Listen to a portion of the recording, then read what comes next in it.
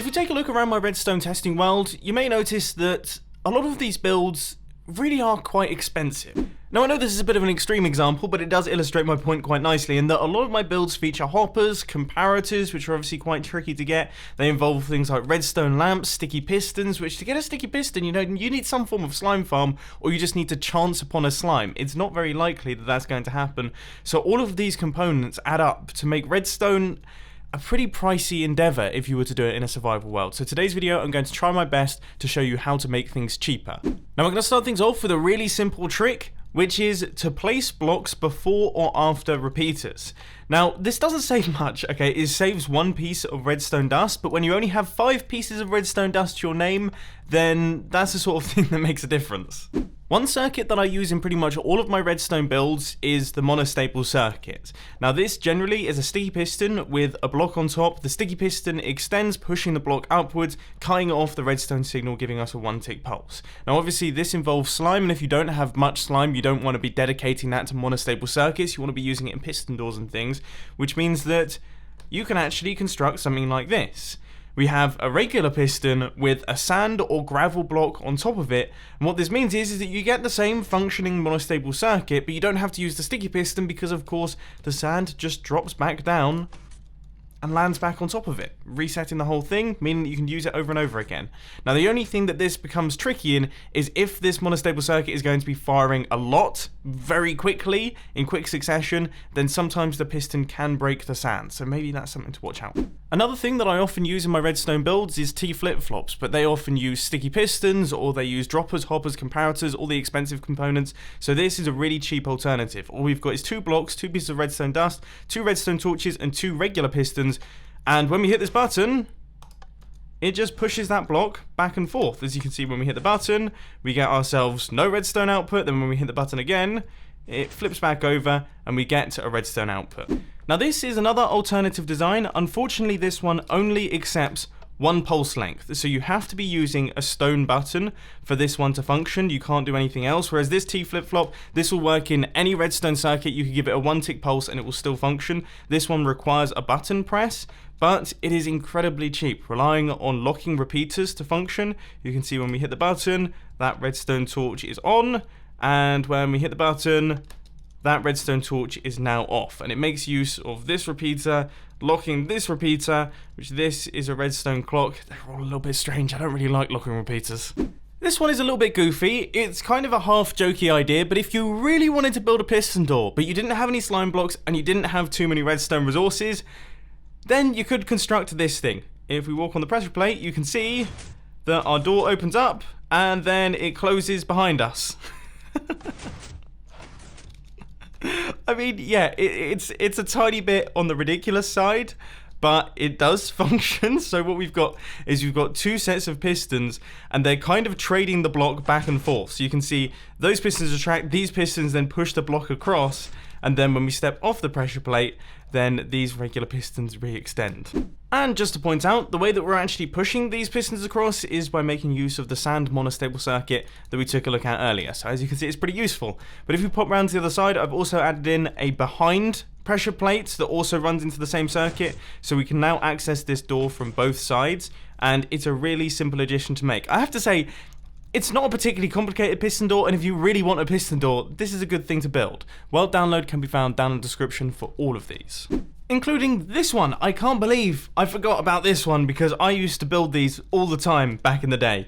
Stand on the pressure plate, our pistons open up, and they close up behind us. This actually looks pretty cool, and of course, once again, doesn't use any sticky pistons whatsoever, and is incredibly simple. All we have is a dot of redstone dust coming off the edge of this pressure plate, running up into a redstone torch tower, and then the redstone dust is powering the pistons, and for the pressure plates on the other side, we're just running redstone into this block. So once again, utilizing the same circuit, really resource light, and looks pretty awesome. Anyway, moving away from doors and things now, we're going to take a look at a few simple redstone circuits that you can use inside your own redstone builds that act as alternatives to circuits that I might mention in my redstone build. So if you wanted to mimic one of my redstone builds in your survival world but make it cheaper, then these are some of the ways that you can go about it. And the first thing that we're going to take a look at is pulse extenders. Now, generally speaking, when I'm building pulse extenders, I tend to use comparators that gradually lose power over time.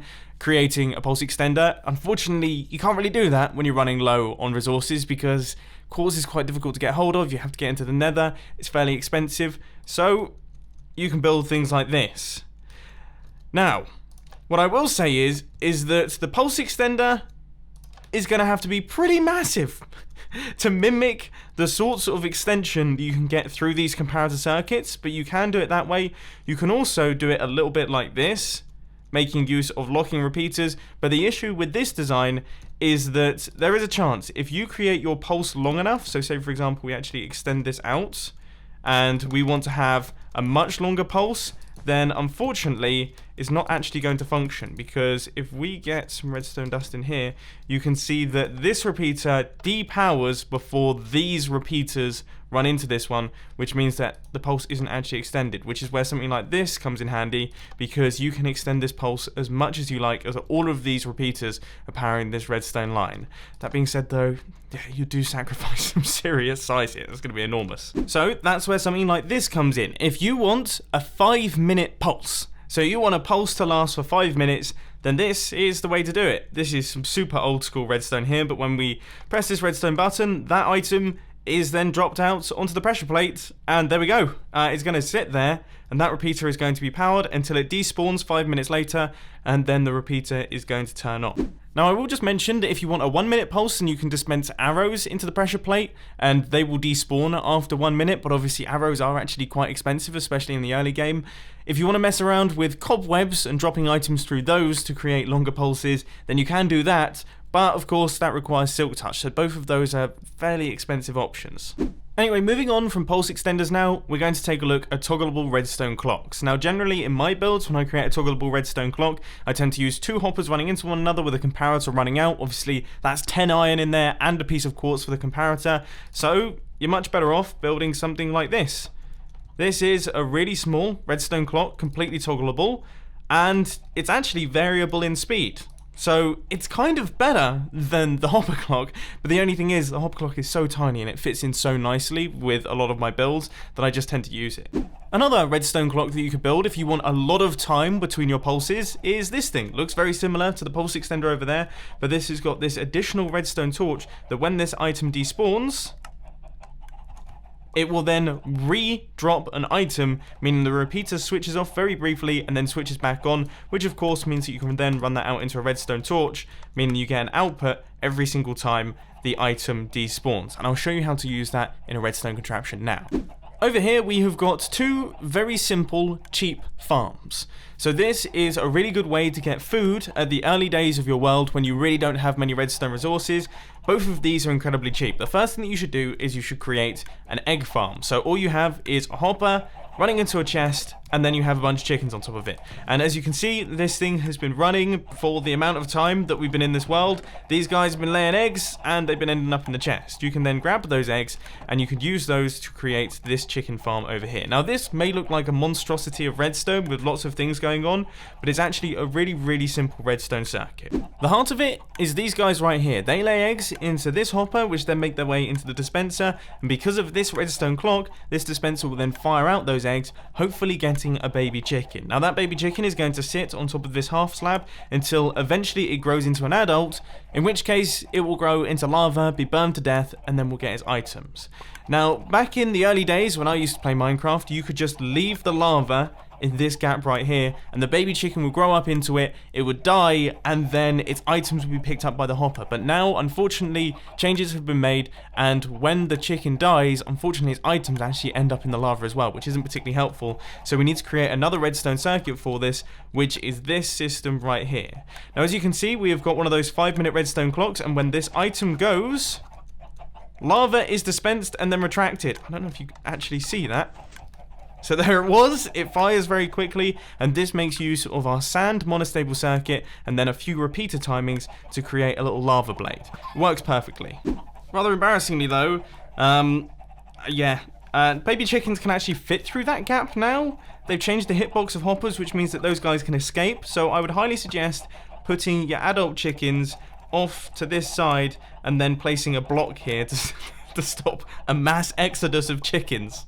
Anyway, aside from that, I think that just about wraps everything up for today. I've shown you a bunch of alternatives, cheap alternatives for expensive redstone circuits, and I've also shown you a way to compile them all together to create a really great farm for the early days of your Minecraft world. I hope that you enjoyed this video. If you did, please hit that like button, and if you really loved it, then make sure to subscribe. But thanks for watching, guys. This has been Mumbo, and I'm out. I'll see you later.